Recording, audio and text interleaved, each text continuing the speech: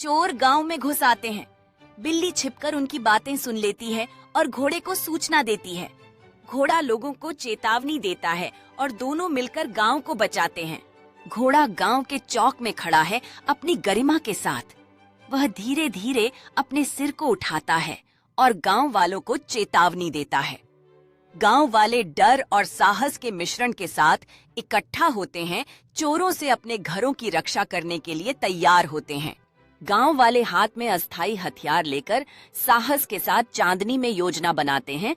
घोड़ा उनके बगल में सुरक्षा के लिए खड़ा है।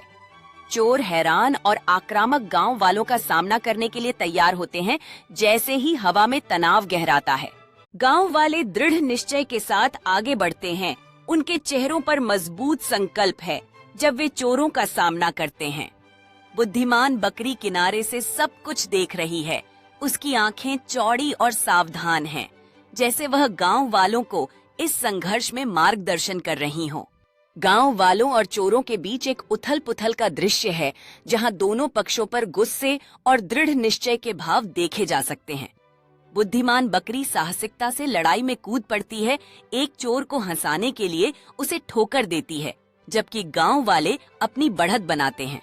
एक नाटकीय पल है जब गांव वालों में से एक चोर को हथियारों से हटा देता है और चोर के चेहरे पर आश्चर्य का भाव साफ नजर आता है।